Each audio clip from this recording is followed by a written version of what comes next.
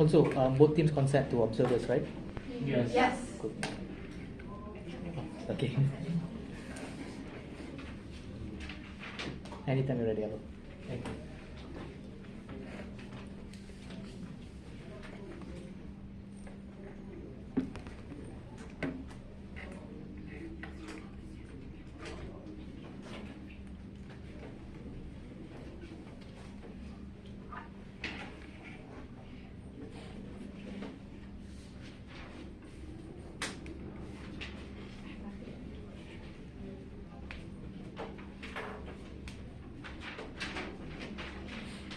Alright, I will be starting my speech in 3, 2, 1.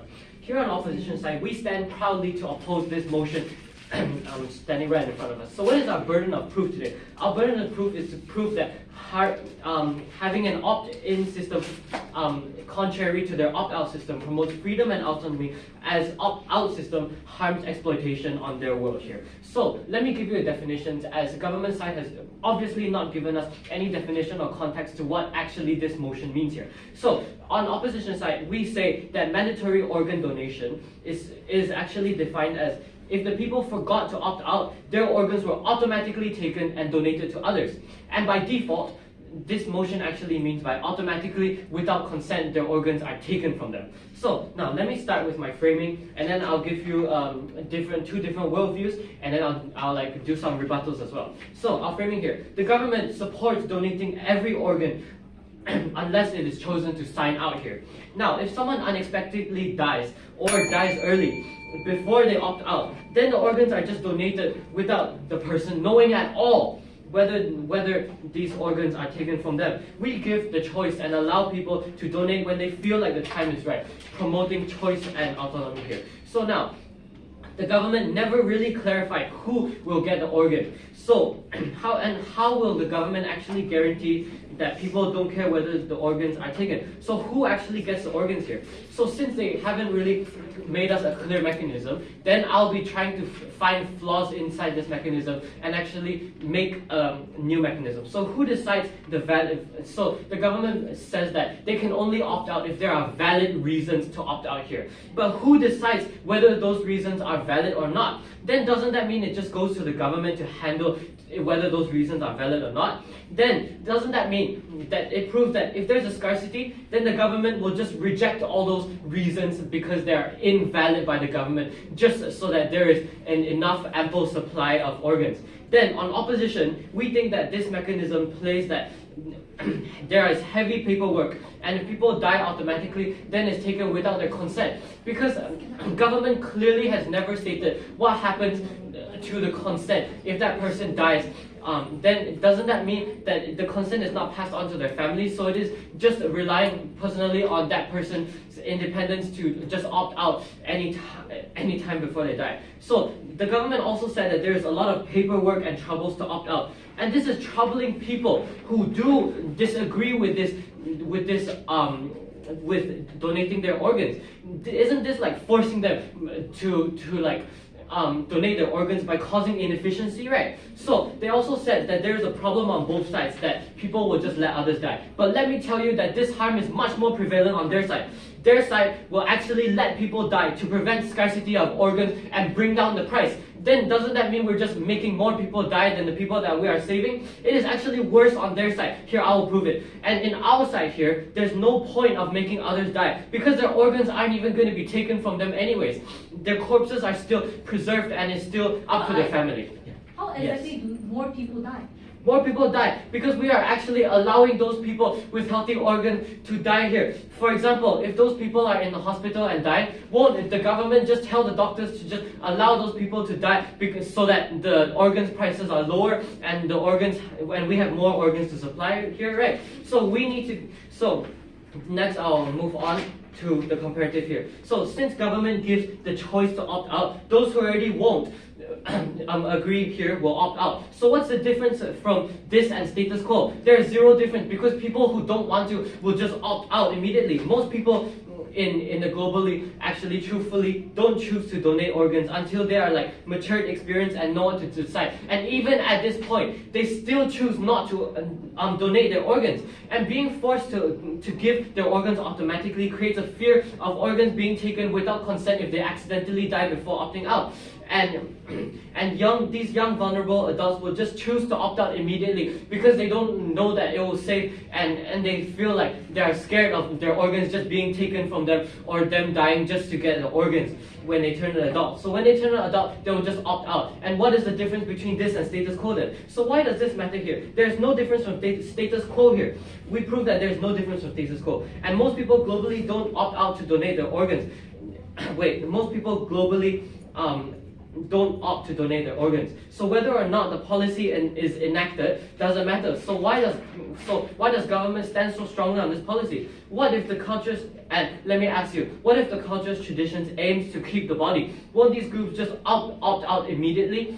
And if the person accidentally dies and forgets to opt out before their death, their organs are just taken. This harms the cultures and traditions that and harms these cultures' values. This angers the communities here because just because they didn't do all those like messy paperwork here, then it's just taken because he didn't opt out before he died, right? This causes a conflict because is it really ethical to go against one's culture just because they forgot to opt out? No, right? So most people will actually opt out. What is the significance here? Because there is no change from status quo, which and out of fear, people will just opt out in case people will just hunt them for the organs. What happens if after opting out they want to opt in again? The government has never proved what about that. What if people are scared at first, so they opt out, and then afterwards they opt in again because they feel like because they feel like they actually want to contribute? So doesn't that mean you're just locking them into opting out here? So allowing people to opt in, like our system, creates free choice and autonomy. Everyone is raised differently. Everyone has different background, traditions, and culture. We prove that when people are ready, they can opt in instead of making a prerequisite. It's inherently people's choices. And on government side, their choices are predetermined for them. If you allow this to happen, then who can access the organs and who can't, right? Choices when people are free to decide, not having a decision done for them as a prerequisite. So, as another point, this also creates a black market exploitation, as my deputy leader of opposition will also be talking about. When a billionaire who's dying and needs organs, wouldn't they just pay someone to hunt down a useful, healthy person to take the organs from that person? When organs are taken when people die, if there is a lack of organs needed, who's to say that desperate people won't go and kill others to get the organs they need? People start to disappear as desperate people that have lack of organs will just go out and killing people just to get enough organs sufficiency. So, on our side, we promote freedom of autonomy and preventing resentment of parents, traditions, and communities that oppose. And over here, we prevent exploitation and we prevent disappearance of people, hence proving why opposition clearly wins this debate today. Thank you. Thank you, Alo, for a very fine speech. Next, inviting DPM. Here. 1 second, please. Sure.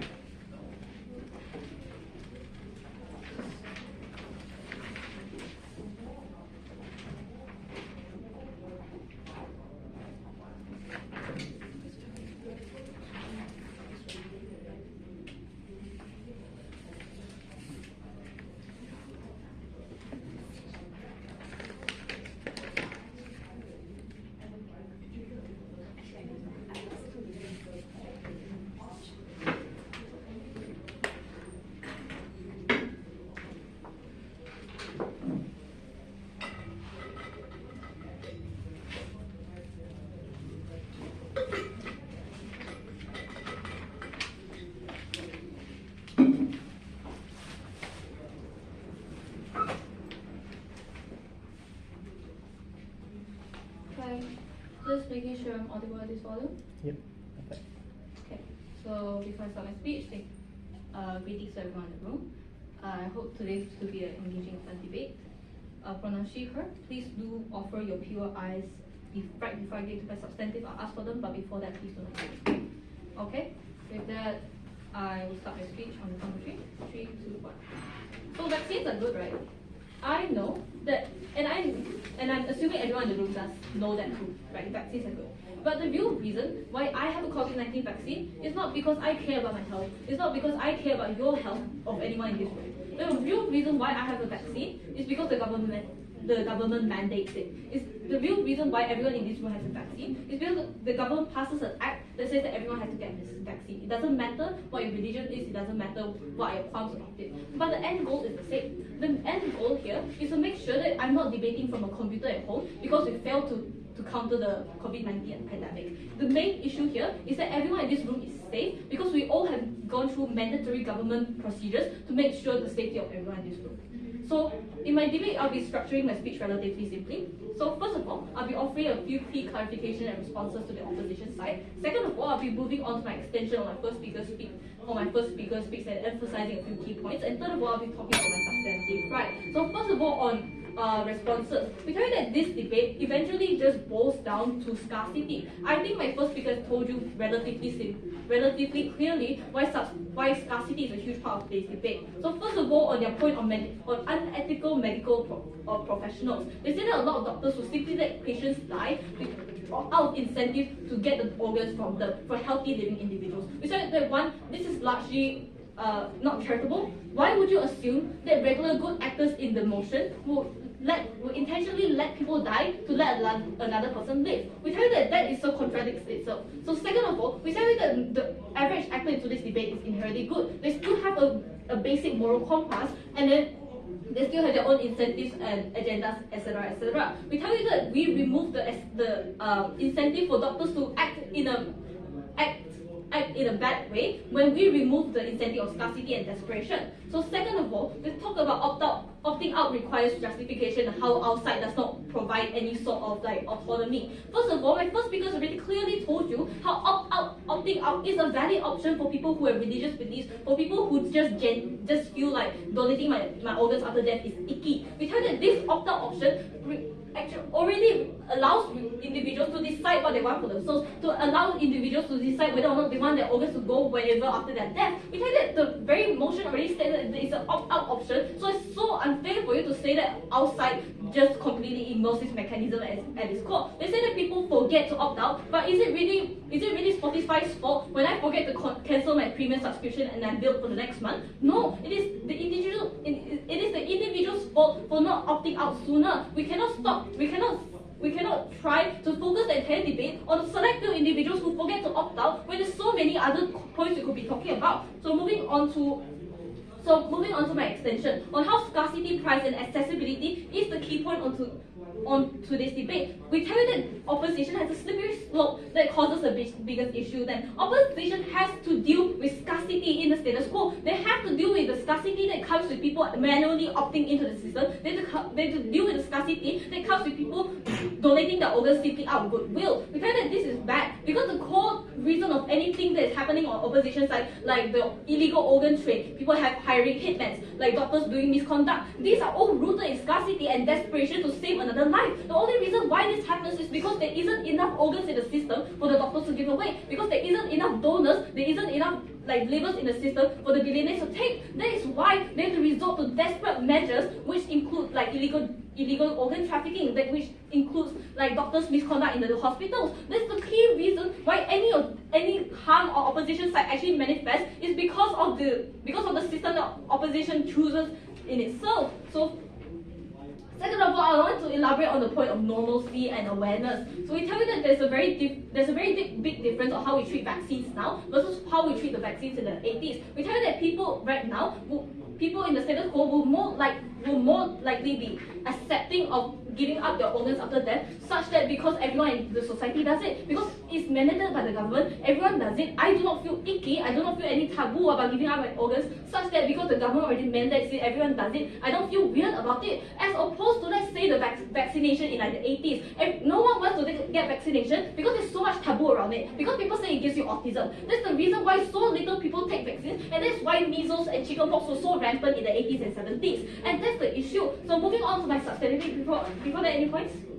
3, 2, 1, no engagement. So moving on to my substantive, how it stops the illegal organ trade and overall unethical behaviors surrounding organ harvesting. So what is the illegal organ trade? I think it's very simple. First of all, it's like organ farms, murders, kidnappings, and human trafficking, all for the goal of harvesting certain organs like kidneys, livers, to sell to medical institutions to get like profit. We tell you that this only exists because of a few key reasons. Because the medical institutions themselves already has a limited amount of organs in the first place. That's why the medical institutions have to buy from black markets and such. Second of all is the price. Because medical institution or organs that are harvested legally are so expensive and so rare that normal people cannot afford. That's why they have to opt into black market options, because it's much cheaper and much more accessible. Because people live on desperation to survive. That's why this debate is so harmful for their side then. So we tell you why these like black markets and illegal conducts fundamentally exist. They fundamentally exist because of scarcity and inaccessibility. These two things drive to desperation that eventually incentivizes any sort of illegal conduct to happen in the first place. So this also ties into like doctors having like misconduct and letting everyone die in the hospital because they want to harvest organs. It is because they don't have enough organs to begin with. That's why they have to let every single person who is an organ donor die first. Because I already don't have enough lungs, I don't have enough livers. That's why I have to let the one organ donor in the hospital die so I can save other people. Because I don't have any other choice. But on our side, our comparative is that millions of people die every day. Thousands of people die every day. There's no way that you are going to have a scarcity or like a deficit of any sort when it comes to organs in the first place. So if I don't have a deficit in organs, if people die naturally every day, enough for me to harvest enough organs, why would I let a healthy individual die? That is not logical, and that does not go, and it goes against a doctor's oath and their medical mission in the first place. So we tell you that this is not only uncharitable, but also largely illogical for the doctors to do. So if you want a world that actively helps people and does not see like the short-sightedness of certain things, proposition. Thanks. Thank you, DPM, for a very fine speech. Next, inviting the LO here.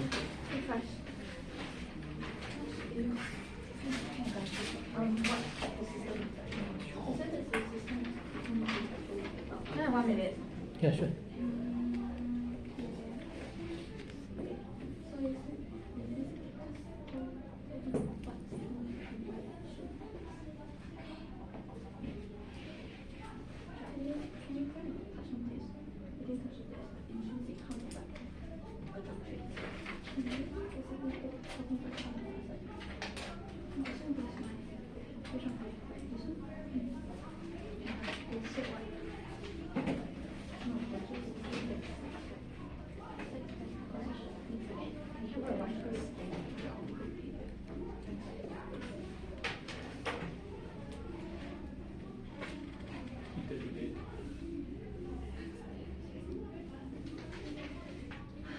I'll be starting my speech in 3, 2, 1. Hello, when I keep stressing out vaccines, how is it even related to this debate, right? First thing first, I don't take vaccine because vaccine is good. Because my government makes it mandatory, right? People take vaccine because I want to stay alive, right? I want to have freedom to be able to leave my house. I want to be able to visit other countries. That's why I take vaccine against COVID-19, right? So it's not because mandatory I take the vaccine. It's because I just want to stay alive. So they keep claiming that people don't take vaccine last time, but that's because people last time has no education and they don't know how vaccines work, right? That's why they think that it causes autism. But now people know how vaccines work. That's why I will just take the vaccine so that I have my freedom to leave the house, so that I can stay alive in the first place. Moving on, they keep pressing about the word scarcity, right? But they keep claiming that in their world, they reduce scarcity of organs. But let me tell you, even with so much organs, there is no guarantee that these organs will even match to every patient. You need to look at the size of the organ, and if the organ is matched to the patient, right? When there's too much organs, there's no capacity to store so much. And also too rigorous of a process to check if every organ is healthy and fit to the latest. Everyone also ends up opting out as well due to fear it doesn't stop the scarcity, which doesn't stop the scarcity issue, right? And let me tell you, people in the world die due to accidents, which means that there's a very high chances of dying when the organs are being ruined, right? And another majority of people dying are also dying due to sickness, which means that their organs are not even healthy and usable in the first place. And how do you even store all these organs? You can just let them rot there? There's also a high number of people dying due to age, which means that their organs are too old, which means the organs are not even usable. But the organs, when the organs are just taken away and not even used, you're just flooding the system in the first place, right?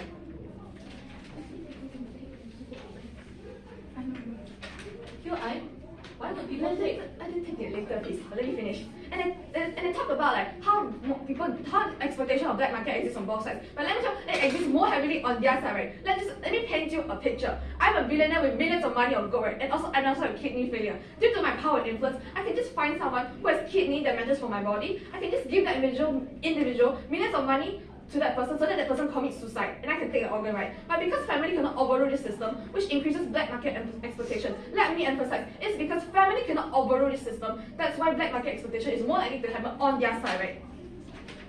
I can take a POI right now. Why would people take in organs that can't be used? Why would they waste storage for organs that are damaged or what? Right? That's in your system, you're taking every organ and never challenge what my LO has said. My LO already questioned you that in your system, which means that every organs are taken and they've never challenged it, so that's why I had to assume it in the first place. That's why in the end you flood your own system and it's too late for you to bring any new substance in your weak speech. So let's start with we on side opposition protects traditions and religion, right? By making organ donation mandatory, traditions and religions are no longer protected. That's the layer of truth, right? Some religions or traditions require the whole body to maintain originality of the corpse. But some people who are young and naive do not register or request to not donate their organ. I mean, let's think about this individual who's an 18-year-old, right? How would he or she even think about dying at this age? He or she may not even make up his or her mind whether she or he wants to donate their organ or not, right? And what if some incident or accident actually occurred to this individual and she already has to donate his or her organ without even her consent because she is already dead, right? And just because family cannot overrule this policy, it harms the tradition of maintaining originality of the corpse. Firstly, this is disrespectful towards the tradition. Secondly, this harms the feelings of the family. Me as a parent will feel so sad because I have no memories left as my son or daughter need to go just buried with a like corpse that has so many holes in the first place. Next thing, why is this such a significant issue, right? Because Thai government is just taking the advantage, or many people have not made up their mind whether they want to donate their organs or not, right? They're just taking the advantages of vulnerable individuals who has lack of knowledge of death. Just to be really honest, why were I even thinking of dying when I'm such a young age? Moreover, this system is just redundant in the first place, right? Because this is because Thai government just changes from requesting to sign in to donate organs into requesting to sign in to not donate organs, which in the end, inefficiency actually occurs in their side. Because most likely people will not even want to donate their organs because there's no moral obligation for me to save another person in the first place, right?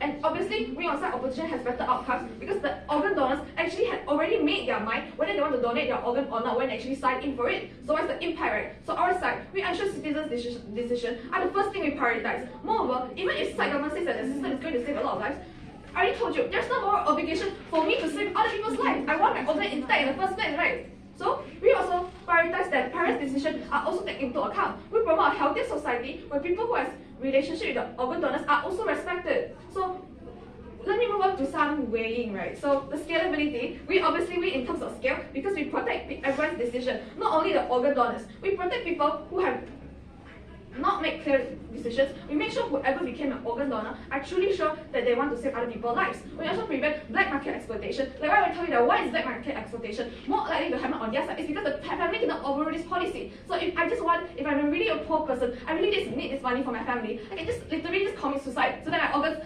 eventually I get the money from the billionaire that asked me to commit suicide, right? And my family cannot overrule this policy. So in the end, black market exploitation is more likely to happen on your side in the first place, something that you could not disregard in the first place. When family cannot and this thing, we went on reversibility, right? When family cannot overrule this policy, which means that the organs are taken away without any reversibility. This obviously, I'm sorry I'm not thinking more POI in this first place. This is obviously bad for people who have traditions or religions that requires body who needs to stay body, who requires their body corpse to stay intact, right? And that's why, let me prove to you why this system fell, right? Firstly, inefficiency is more likely to happen on their side because majority of people will just opt out and very minority of people will maintain opt in. And since they have never challenged what my LO has asked them about how they need valid reasons to opt in the end it depends on the government to decide whether they can opt out or not, which in the end, inefficiency is more likely to happen on their side because a lot of paperwork needs to be done, right? And let me tell you, exploitation is merely going to happen on their side. I mean, it exists on both sides, but we already proved to you that it's more likely going to happen on their side because we already emphasized to you that it's because family cannot overrule this system. Remember what the emphasize that the family cannot overrule this system, and that's why the black market exploitation is more likely to happen on their side in the first place. And that's why you have to side with side opposition because we protect most of the people and actually And actually, yes, we cannot solve scarcity, but they cannot solve scarcity in the first place as well, because of how the organs are going to match in the first place when people die, right? And that's why you have to side opposition, and that's why I'm so proud to oppose this motion. Thank you very much. Thank you, Diallo, for a very fine speech. Next, inviting Gabriel. Sure.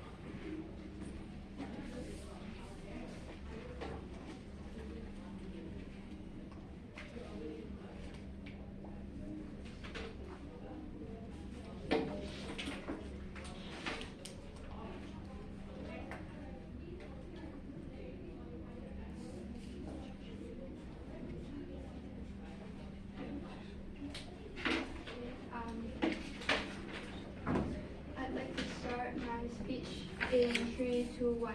Judge, in today's debate, opposition proves over and over again why they are in a state of limerence with their dead bodies' organs.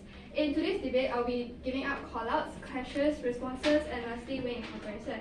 Going to call-outs, opposition has been rather inconsistent with their case. One second they claim that their side died early before they opt out, then claim that on our side people will kill each other when in desperate need of organs. They also claim that opposition has also been rather uncharitable with their arguments and responses, assuming the worst of our case. Moving on to clashes, the main clash that I've gathered from this debate is autonomy versus saving lives. Government says that on their side they promote autonomy. Meanwhile, we tell you that on our side lives are safe. We tell you that autonomy still is available on our side. We tell you that there's still autonomy because people can opt out anytime they want. As if you look back at the A4 side, which I think you did, it's not non-existent. However, while we have autonomy, there's a bigger chance of us saving dying people's lives because we're able to relieve the scarcity of organs on our side. You say that organ scarcity isn't gonna go away on our side, but we tell you that on our side organ scarcity, there's a higher chance of more organs going to people who actually need it instead of just rotting away in people's bodies. So we win this clash on impact because we tell you that more lives are safe, while on their side, we tell you that we win this clash on impact because more lives are safe, while on their side, lives aren't prioritized and is neglected because they care more about people who love their organs. And this also causes intrinsic harm, which harms real actors in the debate. So thus, proving to you again, we win this on impact because people are safer and less people die because they don't have enough organs. Moving on to responses, opposition claims that people will forget to opt out and people will die early before they opt out. We say that this is a rather uncharitable point because you're assuming that the people on our side are aware about the opt-out system. Moving on, they also say that this entire motion on our side allows healthy people to die. We do that, this is another rather uncharitable take. We do that doctors are under oath. They have to follow it or else they wouldn't be doctors. It's uncharitable to think that every doctor is a madman who wants to kill somebody who is healthy. We do that millions of people die every single day, like my second speaker said. On our side, we do that we tell you that with this mandatory, with organ donation being mandatory by default, why would they want to kill a perfectly healthy person? So we win this point on scale because we tell you that more people die on their side than as compared to our side. They also say that kids, when they turn into adults, they will choose to opt out immediately. This point is irrelevant because if they don't want to donate when then they're allowed to opt out. Why? Rejected another uncharitable point because you're assuming everyone is afraid of losing their organs. I'm not. If I'm already dead, why do I still need my organs? So I don't care. Maybe she cares. Maybe you don't care. Maybe she cares. There's multiple possibilities. You also said that people have choice. You said that people have choices. And yeah, people do have choices. Some people choose to donate and some people don't. We feel that it's better to make it mandatory on default because some people who want to donate might forget to sign to donate. Opposition might say that it could be the opposite way around. But let's weigh this on urgency. On our side, we tell you that the urgency of receiving organs is larger than caring about the minority of people who care more about their organs. We tell you that at the end of the day, people are safe, their health is more important than people who choose to opt out. Than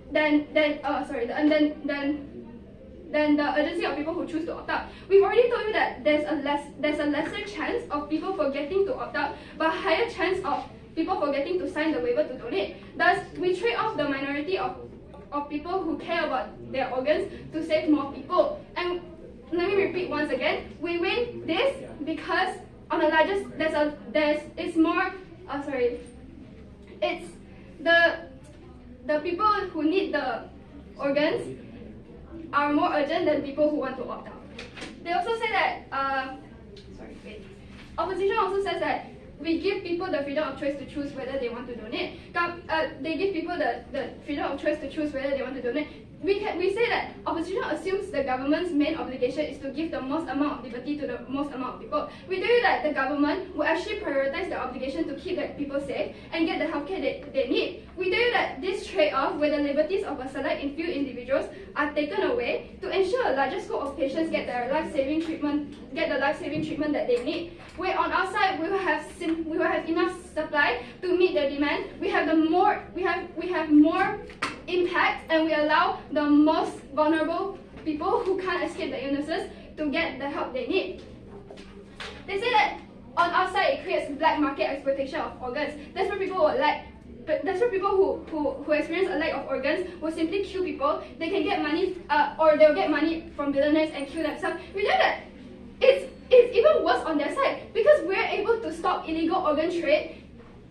Because market organs are too expensive, because there's a scarcity of organs, there's not enough organs. When there's too much demand and not enough supply, what happens? Inflation. The price of organs will go up. Because there's not enough organs, people will get trafficked and probably end up being murdered because they want the organs, right? So we win this on impact once again because more lives are saved, more the safety of regular civilians are protected. Moving on to winning a comparison. On scale, number one, we tell you that on opposition side, the chances of saving lives are lower as compared to on our side. We tell you that on our side, less people have to wait for organs, while on their side, organ scarcity is worsened. This also means that on our side, there's a larger increase of organs circulating in hospitals instead of underground trafficking rings. This also means that there's a lower chance of people being trafficked by illegal trafficking organizations. This doesn't just increase the chances of saving lives, but also protecting the lives of regular civilians. On that, we tell that we've already won this debate on scale. Another one on impact. On opposition side, it's more likely that people on the transplant list aren't able to get the organs they need before their time is up. We know that meanwhile on our side, there's a larger supply of organs, not less than the demand for organs, giving a larger chance for the people on the list to receive what they might need. This means that more lives are saved on average. So in the end, please stand Team Government. Thank you. Thank you, Gospel, for a very fine speech. Finally inviting Opwit. Here.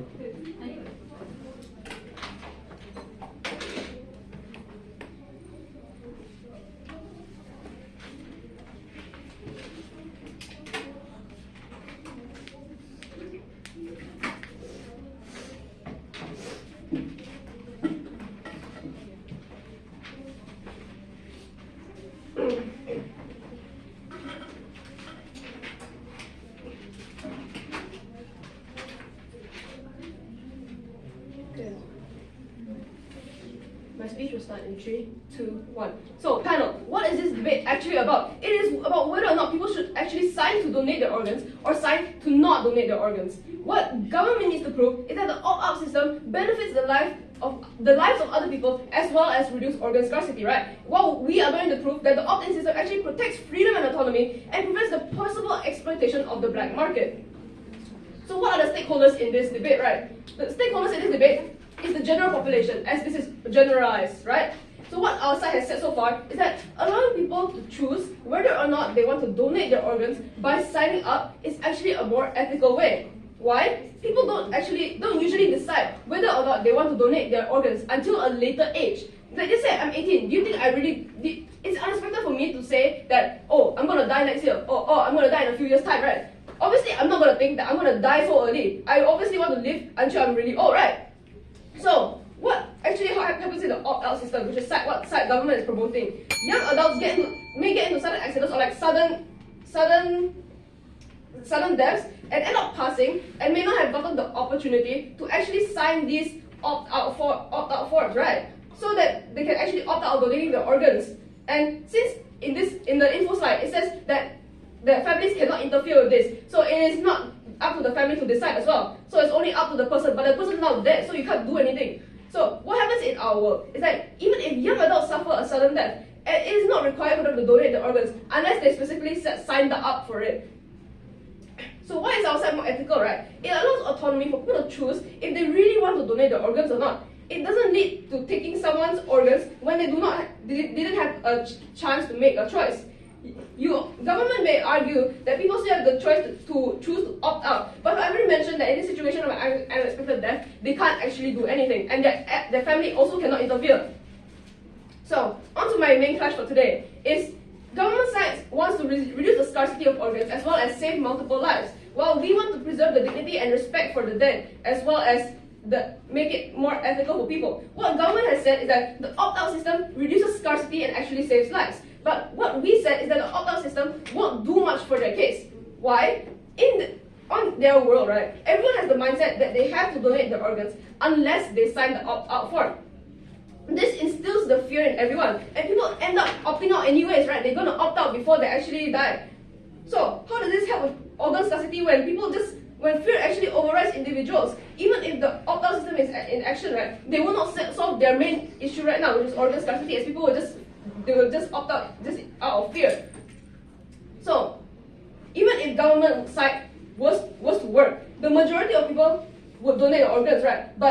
And they will solve the issue of scarcity. But how will they actually store so much organs if so many people donate and they don't have the capacity to actually maintain all the organs in a healthy state and prevent them from actively decomposing? So they take the organs of so many people, and in the end it's just wasted. Nothing happens with it. And even if a lot of patients use these organs, right, there aren't enough chambers nor storage place for them to store it in so that it can actually maintain the best case lah. So why do we win in this clash? Side government ignores the fact that people who are no longer alive should be respected, and at least our side has the benefits of respecting people who has passed away already. Side government also never mentioned in their speech how they were actually going to check if the organs were healthy, or how they were going to store the amount of organs that they were going to receive if everyone actually donated. So there was no explanation on how they were actually going to counter the problems that they provided, which is organ scarcity as well as saving lives. And it's unlikely so now we're already suffering with like a lack of doctors and staff in the hospital, right? So it's unlikely for the lack of doctors in the hospital now to slowly determine each and every organ, and assumes that it's an easy process to check the organ and match them with the patient. It's actually a really long-term process. Even if you have the organ, you have it right now, it still takes a long time to plan the surgery, plan the dates, as well as make sure that it actually matches the organ and will not ruin them. Because if a patient was matched up with the wrong organ, just due to the time constraint, right, the organ will actually the person's immune system will actually start to backfire on that organ because it does not accept the organ. So this actually takes a long process, and side government fails to actually acknowledge this. So this is the comparison. Which side is actually more realistic? Our side is definitely more realistic, as I already explained previously. And their best case is, yes, people do donate organs, but they cannot store so much and match it with the patient in time before it actually rots. And our worst case is that They may be scarcity, but at least it prevents black market exploitations and allows for autonomy. So, what do we win in this debate overall? Firstly, the likelihood. Our side is more realistic, as I already mentioned before, as the lack of doctors cannot check so many organs at once and cannot match them up with so many patients at once as well. And it's also, since due to the lack of doctors, there's not enough doctors to actually perform the surgery to so many different patients, like they said. And next is reversibility. They cannot put the organs back into the dead person after it's extracted, right? This harms the majority of the population, you know. And lastly, the importance. They only chose this opt-in system out of convenience and ignores the rights of and the respect that people should receive, even if they're not alive. And that is why for today's motion, I'm so proud to oppose. Thank you.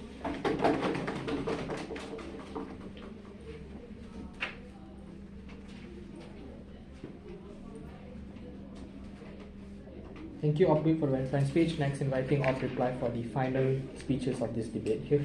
Thank you. Sure.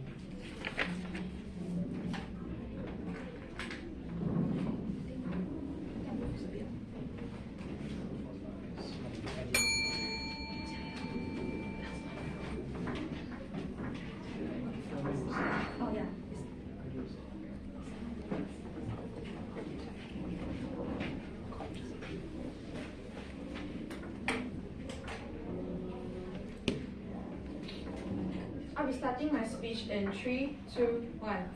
Panel, let me paint you a picture. Organ donors in our world is actually treated as respected, right? Where is autonomy if reasons can be easily rejected? Because the Thai government has never actually proved to us that who decides whether reasons are valid and who to counter scarcity, won't they reject, and how to counter scarcity, because they will just reject reasons that don't seem even valid and may not be significant for someone, right? And maybe someone says a family wants to keep the cause. But what if the government or organization that deals with it doesn't think it's valid? Everyone has different perspectives and to the significance of organs in the dead. How can the government prove freedom and autonomy when freedom is when people have choice of originally instead of choice being presumed before it's even made? Our side prioritize choice first, and actually minority is the one that needs organs, but majority here loses the freedom, right? And let me move on to the first clash, right? Scarcity of organs vs human rights. Government side have claimed that they reuse organ scarcity, but I already proved to you from the very first speaker to the weak speaker that this still happened on their side, because we did prove to you that there's no guarantee that these organs will even match with every patient. This is because of size of organ, this is because of size of organ, and if the organ actually matches to every patient. We already proved to you that the organs may be ruined. We already proved to you that the organs may be unhealthy, which means that we also opposition tell you that when there's too much unusable organs, there's no capacity to store so many and also too inefficient of a process to actually check whether if the organ is healthy or even fit to be even donated, right? We on side opposition has then proved to you that organ donors have no moral obligation to save other people's lives, but this is because they ruin their organs this is because of the sick people ruin their organs due to unhealthy lifestyles, right? This might sound cold, but this is the reality. Why are we even punishing responsibility onto these people? Opting out is too troublesome and inefficient, right? Because most people will just opt out, which actually leads to my second clash, efficiency of opt-in or opt-out system. We on side opposition already proved to you that people who have opt-in our system are already people who already made up their mind, which means that inefficiency is unlikely to happen on our case. We already proved to you that people on the side government either forgot to opt out or people just opt out because they have not made up their mind. This means that inefficiency exists purely on their side, right? Just because people keep opting out or when they had actually made up their mind, they did sign in again, right?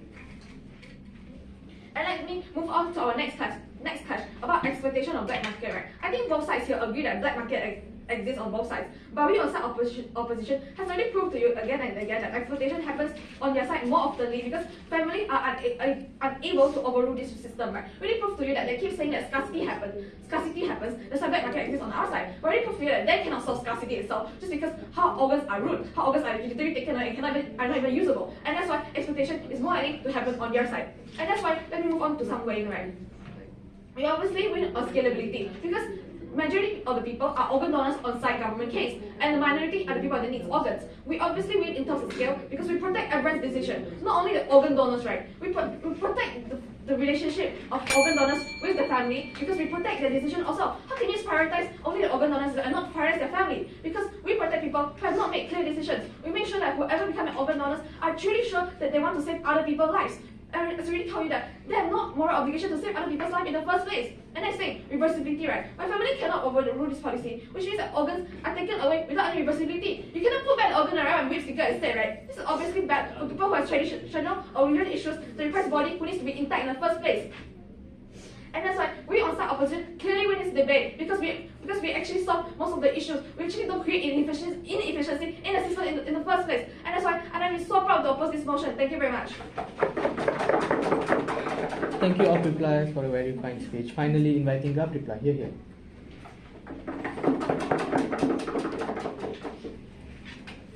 Again, check if my audible at this volume. Please take no offense to anything I mentioned in my speech. It's all in the spirit of debate. So I'll be starting my speech in 3, 2, 1.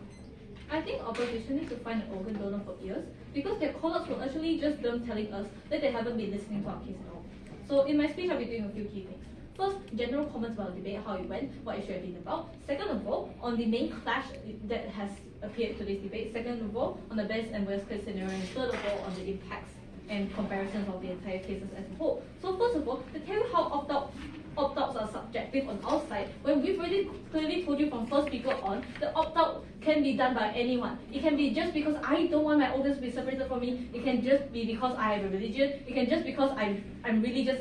I don't like the thought of my organs being out of my body when I die. It tells you that we've already given individuals sufficient autonomy to decide what they want after death. We have never imposed any sort of policy that mandates a quote-unquote justification for opting out, such that we've already offered people autonomy to opt out for whatever reason possible then. So second of all, it tells you that little people will opt out anyways because the basis of the average actor is kind, and the fact that organ donation is no longer seen as taboo, but rather honorable and normal. So that's the whole point of like normalizing and mandating organ donation in the first place. Because now it's seen as something normal and honorable because the government mandates it, right? No one sees it as taboo because everyone is doing it. That has been a key drive that we've been pushing from the very first speaker on. Second of all, we tell you that the debate is largely centered around scarcity because all the harms opposition talks about only ever actualize when scarcity is in the picture, right?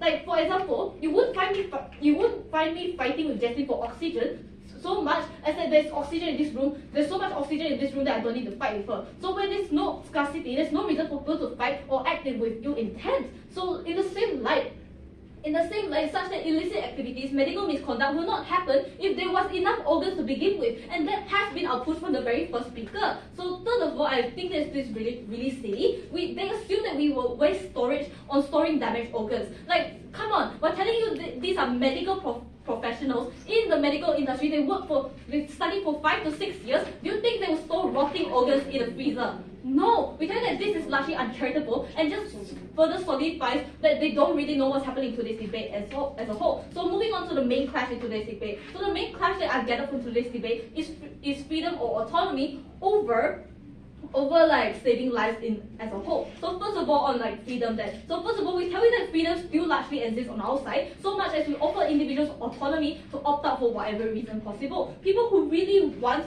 to opt out would get it done as soon as possible, right? I won't wait until I'm on the brink of death to finally go sign the papers if it really matters to me. If I really don't want my organs to be touched, I don't think I'll be waiting until I'm at death's door to finally sign the document. So we tell you that the push on people not signing fast enough is largely uncharitable. Second of all, even in the worst case where a young actor dies like before practicing their autonomy, they have to weigh this small minority against a bunch of other things, which is like the fact that this saves a bunch of lives. First of all, on like black market and illicit, they have to weigh this against black market and illicit activities in the status quo. They have to defend this because so far as there is a scarcity that exists within the current system, they will have these like black market and illicit activities. They have to deal with this.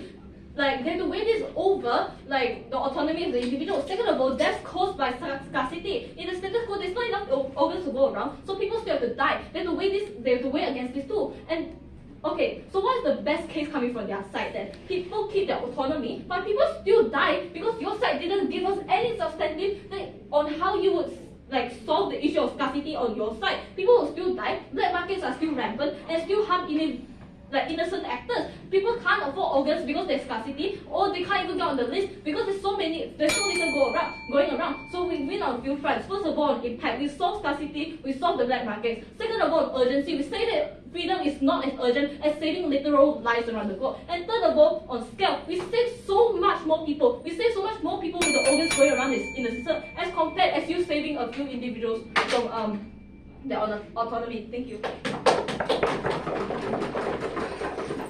Alright, thank you to both teams for the amazing debate. Crossfloor, shake hands, we'll be announcing results in the hall. Thank you guys, see you in the hall. Good luck to both teams.